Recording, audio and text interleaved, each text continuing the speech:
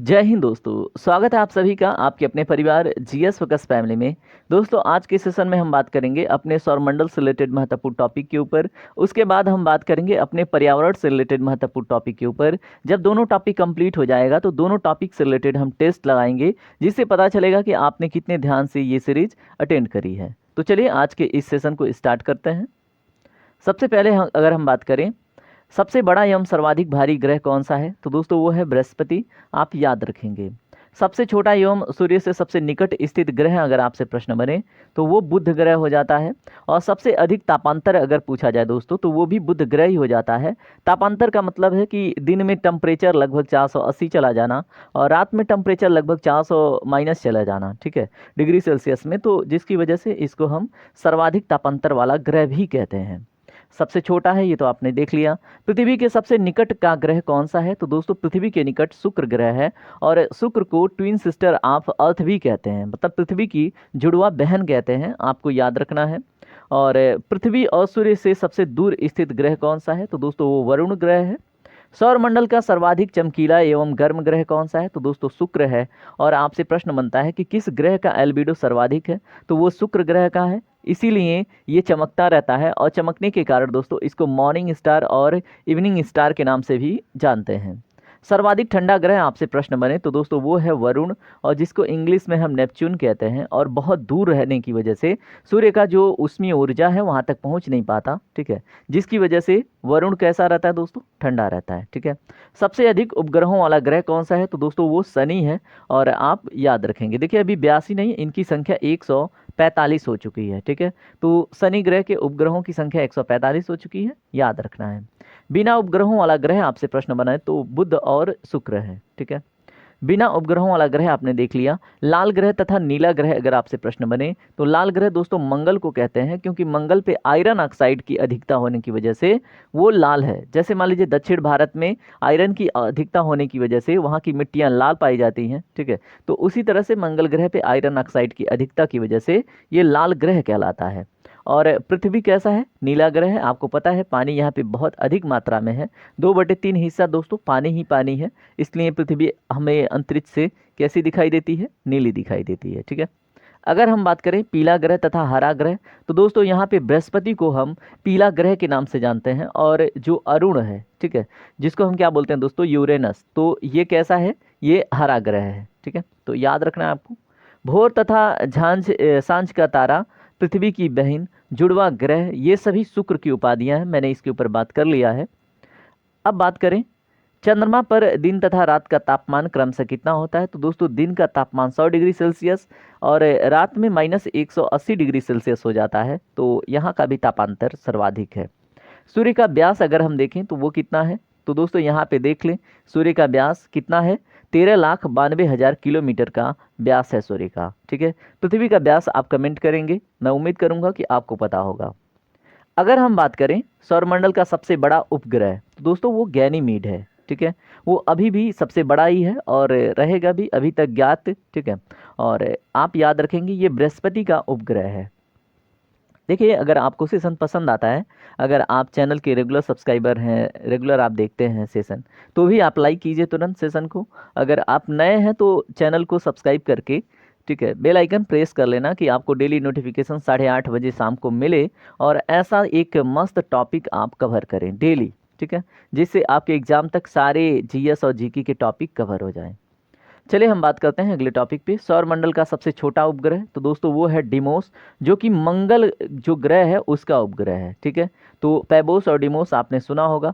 तो डिमोस किसका है, आप याद रखेंगे, मंगल का उपग्रह है। शनि का सबसे बड़ा उपग्रह कौन सा है, दोस्तों शनि ग्रह का जो सबसे बड़ा उपग्रह है वो टाइटन है, आप याद रखेंगे। और अगर हम बात करें वलय युक्त जो ग्रह है, यानी रिंग जिसके पास है, वो है शनि, और जिसके पास वलयों की संख्या 7 है।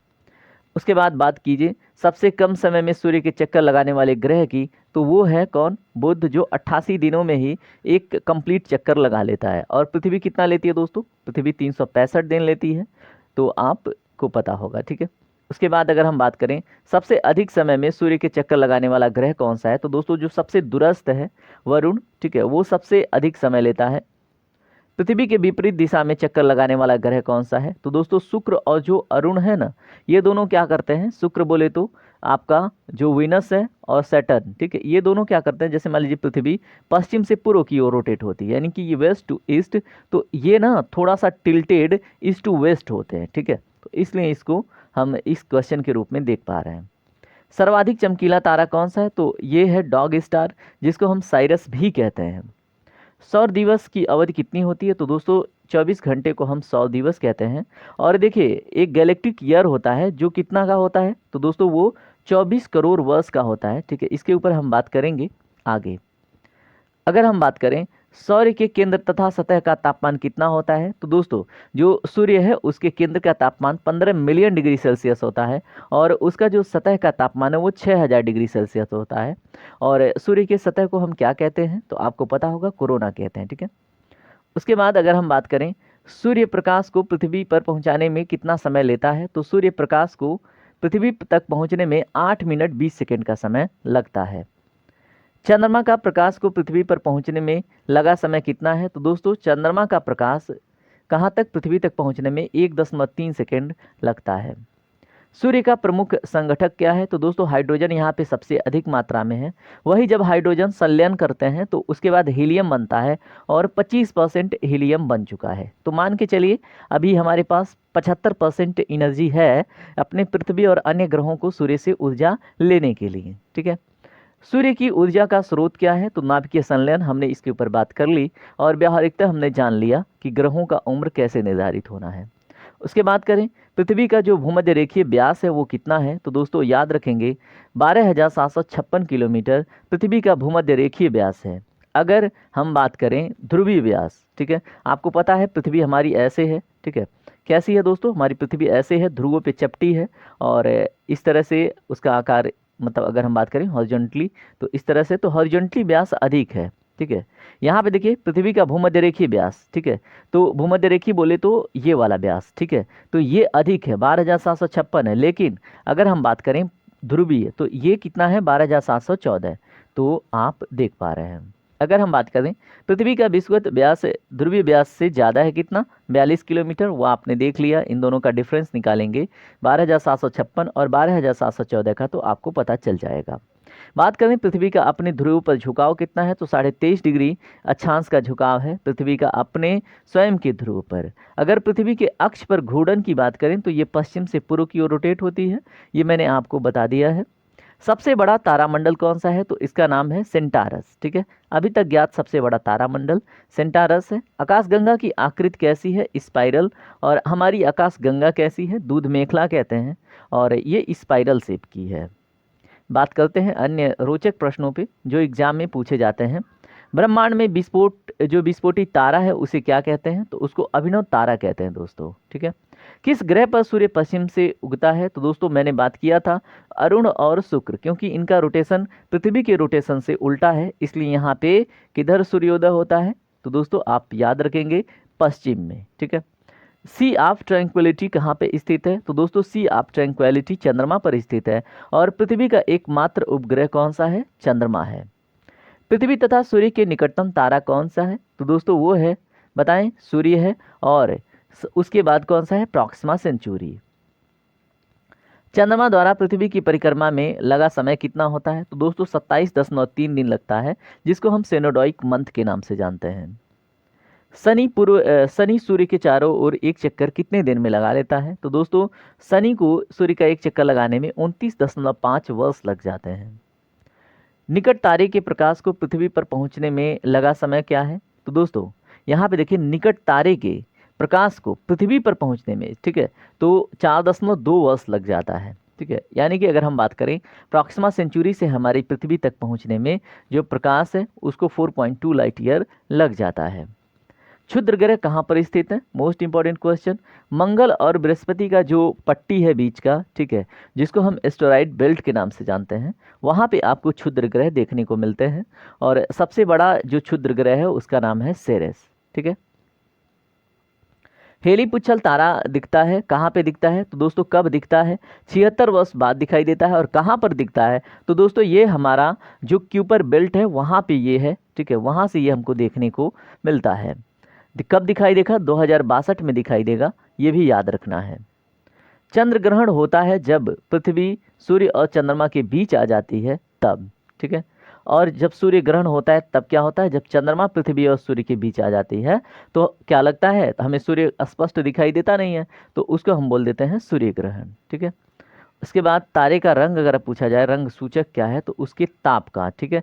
अब हम यहाँ पे आपको क्लियर करते हैं, सबसे अधिक अगर आपसे पूछा जाए कौन सा तारा गर्म होगा रंग के आधार पे, तो दोस्तों यहाँ पे सूचक के रूप में अगर आपने जाना तो नीला कलर का अगर कोई तारा है तो वो सबसे अधिक गर्म होता है। अगर कोई ऑरेंज कलर है तो दूसरे स्थान पे होता है। अगर कोई लाल रंग का है तो वो तीसरे स्थान पे होता है। ठीक है। तो इस तरह से आप क्लासिफिकेशन याद रखेंगे। अन्य प्रश्नों को देखिए। गोबर गैस संयंत्र से निकलता है, क्या निकलता है? मीथेन गैस निकलता है। वायुयान उड़ानों की आदर्श दशा कहाँ पर पाई जाती है? तो दोस्तों समताप मंडल में। किसी भी परितंत्र में सबसे अधिक संख्या होती है किसकी? प्रोड्यूसर की। जब आप पिरामिड देखते हैं दोस्तों, तो नीचे वाला जो सीरीज होता है ये इसी की बात हो रही है। ठीक है। अगर आप पॉपुलेशन पिरामिड देखें, एनर्जी पिरामिड देखें, तो यहाँ पे बात हो रही किसी भी इकोसिस्टम का। ठीक है। किसी भी परितंत्र में सबसे अधिक संख्या, तो आपने देखा यहाँ पे होता है सबसे अधिक संख्या, जिसको हम प्रोड्यूसर ग्रुप कहते हैं। जैसे हमारे लिए प्रोड्यूसर कौन है? हमारे लिए घास फूस हैं, तो घास फूसों की संख्या बहुत अधिक है। उसके बाद उनके उनके ऊपर डिपेंड कौन रहता है? हम रहते हैं और जानवर रहते हैं। ठीक है। तो हमारी संख्या कम है। अब हमारे ऊपर डिपेंड कुछ मांसाहारी लोग हो सकते हैं। ठीक है। तो वो जंगलों में निवास करते हैं फिलहाल तो, लेकिन अब उनकी संख्या हमारे तुलना में कम है। अगर उनके ऊपर बात करें तो उनके ऊपर कौन डिपेंड करता है? गिद्ध वगैरह, अगर उनकी डेथ हो जाती है तो उनको खाते हैं। ठीक है। तो उनकी संख्या कम, इस तरह से ये सिलसिला काम करता है। यहाँ पे देखें, अगर हम पृथ्वी पर वायुमंडल का कारण है तो दोस्तों गुरुत्व। ठीक है। तो हमारे पृथ्वी पर गुरुत्वीय जो प्रभाव है उसकी वजह से हमारा वायुमंडल चिपका हुआ है, और जो ग्रह सूर्य के ज़्यादा करीब हैं उनका वायुमंडल सूर्य ने खींच लिया, क्योंकि सूर्य की ग्रेविटी सर्वाधिक है। जैसे अगर बुध की बात करें तो उसके पास एटमॉस्फेयर ना के बराबर है। क्यों? क्योंकि भाई खींच लिया, छोटा सा वो ग्रह है। ठीक है। और सूर्य बहुत बड़ा है तो उसकी ग्रेविटी पुल अधिक होगी ना, तो इसने खींच लिया, बात खत्म। अगर हम बात करें पौधे नाइट्रोजन ग्रहण करते हैं तो दोस्तों नाइट्रेट आयन के रूप में, आप याद रखेंगे, ये प्रश्न बहुत एग्जामों में पूछा जा चुका है। चिपको आंदोलन किससे संबंधित है? दोस्तों वन संरक्षण से। देखिए हमने जो सौरमंडल से रिलेटेड क्वेश्चन था वो हमने देख लिया है। अब हम बात कर रहे हैं पर्यावरण से रिलेटेड। ठीक है। तो एक पेज इधर शिफ्ट हो गया है, फिर भी आप याद करें। ठीक है। तो चिपको आंदोलन वन संरक्षण से रिलेटेड है, और Indian institute of forest management आपको भोपाल में देखने को मिलता है। भोपाल आपको मध्य प्रदेश में देखने को मिलता है। मौसम को प्रभावित करने वाले कारक क्या हैं? तो दोस्तों ताप, वायु और वर्षा हैं। सबसे अधिक मौसम प्रभावित होता है कैसे? चक्रवातों से। पराबैंगनी किरणों से हमारी रक्षा कौन करता है? तो दोस्तों ओजोन लेयर करता है। ओजोन परत मापने की इकाई क्या है? डॉप्सन है। ठीक है। तो इतना फैक्ट आपको याद रखना है, जो कि आपके लिए बहुत इंपॉर्टेंट है। अब देखिए पुनः हम इन्वायरमेंट से रिलेटेड टॉपिक देखने वाले हैं, और उम्मीद करूंगा कि आपका धैर्य बना हुआ है। देखिए मैं तो कह रहा हूँ फर्स्ट इंप्रेशन, फर्स्ट व्यू में आप ध्यान से सुने, नोट ना बनाएं। ठीक है। नोट आप सेकेंड व्यू में बनाएं। ठीक है। और देखिए अगर आपको बहुत इमरजेंसी है तो मैं आपको पीडीएफ दे दूंगा, उसके लिए निश्चिंत रहें आप। ठीक है। बस आप ध्यान से पढ़ें और रिवाइज करें और टेस्ट लगाएं। मौसम को प्रभावित करने वाला कारक हमने बात कर लिया, ताप, वायु और वर्षा है। सबसे अधिक जो मौसम प्रभावित होता है वो चक्रवातों से होता है। पराबैंगनी किरणों से हमारी रक्षा कौन करता है? ओजोन लेयर करता है। ओजोन परत को मापने की इकाई डॉप्सन है। और एक तरह से एक चीज़ और याद रखेंगे आप, अगर आपसे प्रश्न पूछे कि नॉइज का जो मेजरमेंट यूनिट है वो क्या है, तो वो डेसिबल होता है। ठीक है। विश्व ओजोन दिवस 16 सितंबर को मनाया जाता है। विश्व वानिकी दिवस दोस्तों 21 मार्च को मनाया जाता है। और ओजोन पर जो परत को नष्ट करने वाली गैस है उसके बारे में प्रश्न बने तो वो है CFC, क्लोरोफ्लोरोकार्बन। रेडियो तरंग एवं विद्युत चुंबकीय तरंग बहती हैं तो दोस्तों आयन मंडल में मोस्ट इंपॉर्टेंट क्वेश्चन आपसे पूछा जाता है। प्रकाश तरंगों की मापने की इकाई को क्या कहते हैं? तो उसको हम एंगस्ट्रम कहते हैं। क्या कहते हैं दोस्तों? एंगस्ट्रम। उसके बाद पृथ्वी के वायुमंडल का जो सर्वाधिक घनत्व होता है वो कहाँ पर होता है? क्षोभ मंडल में। जो फर्स्ट लेयर है, ठीक है, हमारे वायुमंडल का, उसको क्षोभ मंडल कहते हैं। इंग्लिश में उसको हम ट्रोपोस्फेयर कहते हैं, जिसमें सर्वाधिक घनत्व है। ठीक है दोस्तों, जो जहाज वगैरह उड़ाए जाते हैं वो क्षोभ मंडल में नहीं उड़ाए जाते हैं, वो समताप मंडल यानी कि क्षोभ मंडल के जस्ट ऊपर उड़ाए जाते हैं। ठीक है। और जो हमारा क्षोभ मंडल है उसमें जो मौसमी घटनाएं हैं वो घटित होती हैं, बादल बनना, बारिश होना, बिजली तड़कना, ये सारी घटनाएं। भूपर्पटी पर सर्वाधिक मात्रा में कौन सा तत्व पाया जाता है? तो दोस्तों वो ऑक्सीजन है। ब्रह्मांड में सर्वाधिक मात्रा में पाई जाने वाला तत्व हाइड्रोजन है। ठीक है, तो दोनों आपके लिए बहुत महत्वपूर्ण है, याद रखना है। अगर आपसे प्रश्न बने ओजोन यहाँ पे रेडियो तरंगों एवं विद्युत चुंबकीय तरंगे कहाँ पे बहते हैं, ये हमने देख लिया। अब हम बात करते हैं कहाँ तक, हाइड्रोजन तक हो गया है। संसार का सर्वाधिक प्रसिद्ध कीटनाशक अगर आपसे पूछा जाए तो दोस्तों वो DDT है। ठीक है, अम्लीय वर्षा का मुख्य कारक अगर पूछा जाए तो सल्फर डाइऑक्साइड है। ओजोन परत कहाँ पे मिलता है? समताप मंडल में। क्षारीय मृदा में उगने वाला पौधा क्या कहलाता है? तो दोस्तों क्षारीय मृदा में जो पौधे उगते हैं उनको हेलोफाइट कहते हैं। ठीक है, और जो मरुभूमि में यानी कि डिजर्ट में जो पौधे उगते हैं उनको हम जीरोफाइट कहते हैं। और गैस परंपरागत ऊर्जा स्रोत, सॉरी ये गैस मैं बोल रहा हूँ, गैर परंपरागत ऊर्जा स्रोत क्या है? तो दोस्तों जो सोलर एनर्जी है, ठीक है, सोलर रेडिएशन है, विंड एनर्जी है, थर्मल एनर्जी है, ठीक है, और टाइडल एनर्जी है। ये सभी जो एनर्जी हैं दोस्तों ये कैसी हैं? ये गैर परंपरागत हैं, नॉन कन्वेंशनल इनको बोलते हैं इंग्लिश में। ठीक है, नॉन कन्वेंशनल। ठीक है, मैंने कन्वेंशनल बोला था, दैट्स माय मिस्टेक। संचार उपग्रह किस मंडल में अवस्थित है? तो दोस्तों आयन मंडल से ही पॉसिबल होता है संचार। ठीक है, तो आप याद रखेंगे। वायु है तो वायु क्या है? तो दोस्तों वायु गैसों का मिश्रण है। इसमें 78% नाइट्रोजन है, ऑक्सीजन 21% है, कार्बन डाइऑक्साइड की मात्रा 0.03% है। तो आपको ये सभी फैक्ट याद रखना है। पृथ्वी के सबसे करीब का मंडल कौन सा है? तो क्षोभ मंडल, इसके ऊपर बात कर लिया है। मौसमी घटनाएं क्षोभ मंडल में। क्षोभ मंडल की मोटाई में वृद्धि कब हो जाती है? तो दोस्तों ग्रीष्म ऋतु में क्षोभ मंडल की मोटाई बढ़ जाती है। क्षोभ मंडल में प्रति 165 मीटर की ऊंचाई पर जाने पर ताप कितना घटता है? 1 डिग्री सेल्सियस। ठीक है, तो ये भी इंपॉर्टेंट है, आपसे एग्जाम में पूछा जा सकता है। क्षोभ मंडल में 1 किलोमीटर की ऊंचाई पर जाने पर ताप कितना घटता है? तो दोस्तों 6.4 डिग्री सेल्सियस टेम्परेचर डाउन होता है। ग्रीन हाउस गैसें कौन कौन सी हैं? तो दोस्तों कार्बन डाइऑक्साइड, क्लोरोफ्लोरोकार्बन, ये मोस्ट इंपॉर्टेंट जो ग्रीन हाउस गैसेज हैं जो ज़्यादा प्रभाव डालती हैं ये वो है। नाइट्रस ऑक्साइड भी होता है, आपको याद रखना है। और भी बहुत सारी ग्रीन हाउस गैसेज हैं जो ग्लोबल वार्मिंग को प्रमोट करती हैं। ठीक है, वायु में जल की उपस्थिति क्या कहलाती है? तो दोस्तों उसको आर्द्रता कहते हैं, जिसको हम हाइग्रोमीटर से मीजर करते हैं। ठीक है, तो वायु में आर्द्रता को मापने के लिए हाइग्रोमीटर का प्रयोग किया जाता है। भूमंडल पर जल कितना है? तो दोस्तों लगभग 71%। स्वच्छ जल क्षेत्र कितना है? 2.5 भाग है। ठीक है, तो आप याद रखेंगे। ठीक है, आइए बात करते हैं अन्य प्रश्नों पे। वातावरण तथा जीवमंडल के बीच का संबंध क्या कहलाता है? तो दोस्तों उसको हम पारिस्थितिकी कहते हैं। पारिस्थितिकी तंत्र में नाइट्रोजन का परिसंचरण होता है तो जीवाणु द्वारा होता है। जीवमंडल पर ऊर्जा का मूल स्रोत क्या है? तो दोस्तों सौर ऊर्जा। ठीक है, तो सभी मोस्ट इंपॉर्टेंट फैक्ट है, सभी को याद रखना है। पारिस्थितिकी तंत्र में नाइट्रोजन का परिसंचरण जीवाणु द्वारा। जीवमंडल पर ऊर्जा का मूल स्रोत सौर ऊर्जा।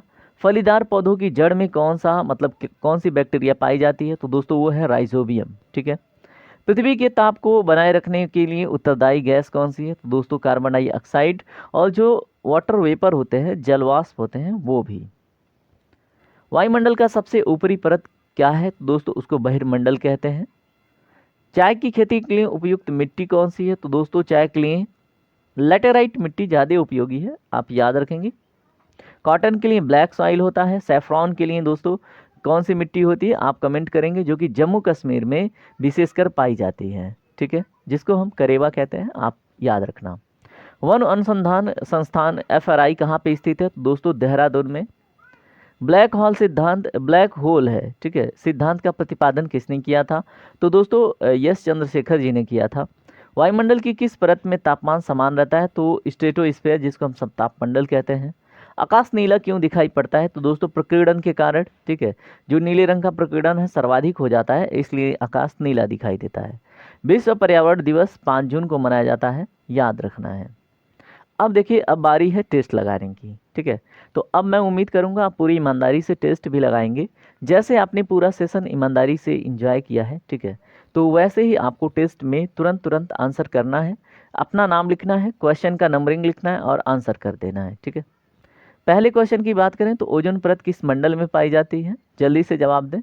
राइट आंसर इसका क्या होगा? ऑप्शन नंबर बी, समताप मंडल में, जो कि हमें पैराबैंगनी किरणों से बचाती है। और उसका जो ओजोन लेयर की थिकनेस का इकाई है वो क्या है? डॉप्सन है। पृथ्वी के सबसे करीब स्थित जो मतलब मंडल है उसको क्या कहते हैं? उसको हम क्षोभ मंडल कहते हैं, इंग्लिश में ट्रोपोस्फेयर कहते हैं। सूर्य का समीपतम ग्रह कौन सा है? ऑप्शन नंबर ए करेक्ट है, बुध ग्रह। सूर्य से सर्वाधिक दूर स्थित ग्रह कौन सा है? तो दोस्तों वो है Varun, option number C correct है। सौर मंडल में कौन सा अत्यधिक तीव्र चमकीला ग्रह है? दोस्तों प्रश्न नंबर 5 का right answer option number A है, शुक्र ग्रह, जिसका एल्बिडो सर्वाधिक होता है। रात्रि के समय आकाश में कौन सा ग्रह लाल दिखता है? दोस्तों वो है आपका मंगल ग्रह, ऑप्शन नंबर ए इसका करेक्ट होगा।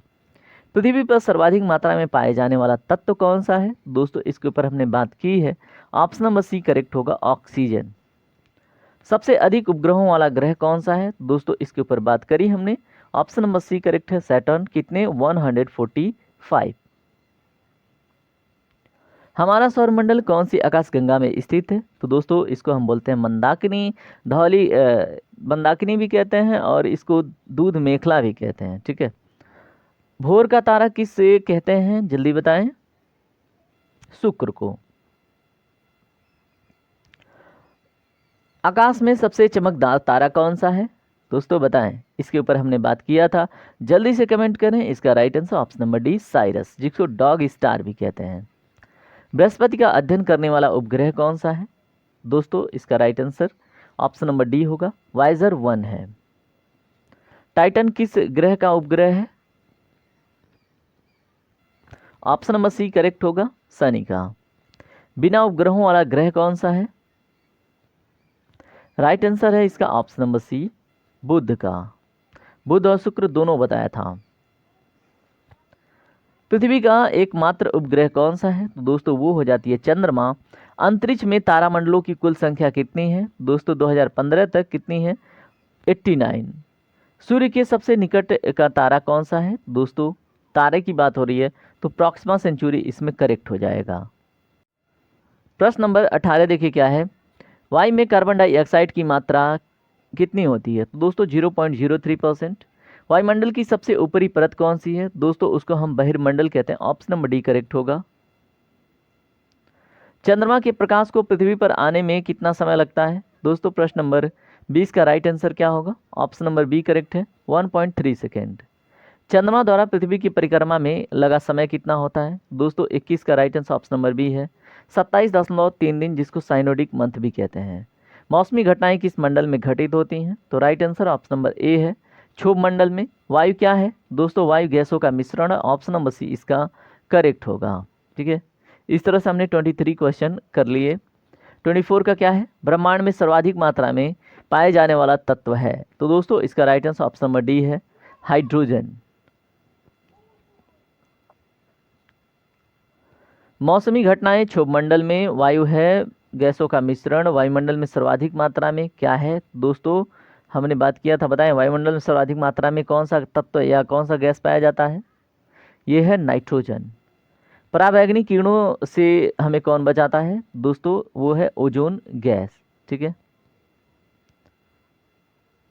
नीला ग्रह कहा जाता है किसको? पृथ्वी को। पृथ्वी की बहिन या जुड़वा ग्रह किसे कहते हैं? दोस्तों शुक्र को, ऑप्शन नंबर ए करेक्ट है। तारे का रंग सूचक होता है, तारे का जो रंग है वो किसका सूचक होता है? ताप का, ऑप्शन नंबर ए करेक्ट है। सौर परिवार का सबसे ठंडा ग्रह कौन सा है?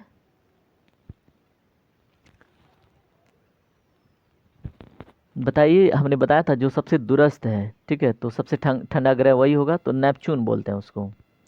किस ग्रह पर सूर्य पश्चिम में उगता है? तो दोस्तों शुक्र और वरुण में, ठीक है, तो ऑप्शन नंबर ए और बी दोनों करेक्ट होगा। वलय युक्त ग्रह कौन सा है? प्रश्न नंबर 31 का राइट आंसर क्या होगा? ऑप्शन नंबर बी करेक्ट है, शनि, ठीक है। ध्रुव तारा किस दिशा में इंगित करता है? जल्दी बताएं। प्रश्न नंबर 32 का राइट आंसर क्या है? इसका राइट आंसर है ऑप्शन नंबर सी,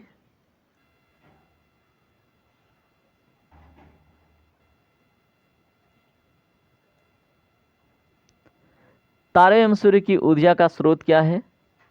दोस्तों प्रश्न नंबर 33 का right answer option number A है, यानी कि जो नाभिकीय संलयन होता है हाइड्रोजन का। नेपच्यून की खोज किसने की थी? दोस्तों जल्दी बताएं, नेपच्यून की खोज किसने की थी? इसका right answer option number A है, गैले ने। मनुष्य ने पहली बार किस वर्ष चांद पर मतलब कदम रखा था? ठीक है, तो नील आर्मस्ट्रांग की बात हो रही है। ऑप्शन नंबर सी करेक्ट है, 1969 में। उसके बाद अगला क्वेश्चन देखिए, अंतरिक्ष यात्री को आकाश कैसा दिखाई देता है? प्रश्न नंबर 36 का right answer option number D है, काला दिखाई देता है।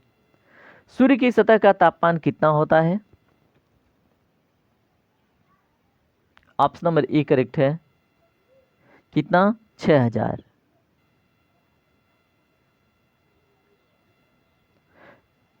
तो इस तरह से अगर हम बात करें तो हम आ गए लास्ट पेज पे। अंतरिक्ष यात्री को आकाश कैसा दिखाई देता है? तो हमने बात किया काला। सूर्य के सतह का ताप 6000 केल्विन। सौरमंडल का सबसे छोटा उपग्रह, तो दोस्तों वो है आपका डीमोस। ठीक है, उपग्रह की बात हो रही है। क्षुद्र ग्रह स्थित होते हैं दोस्तों मंगल और बृहस्पति के बीच में। ठीक है, पृथ्वी का अपने अक्ष पर घूर्णन होता है दोस्तों, किधर से किधर? पश्चिम से पूर्व। ऑप्शन नंबर ए करेक्ट होगा। और इस तरह से आज का सेशन कंप्लीट हुआ। अब मैं आपसे बोलूँगा एक बार और कि अगर आपको वीडियो सेशन क्वालिटी कंटेंट और टाइमिंग आपको अच्छा लगता है तो फीडबैक दीजिए। अगर आप नए हैं तो चैनल को सब्सक्राइब करके जरूर जुड़िए। अपना ख्याल रखिए। जय हिंद, जय भारत।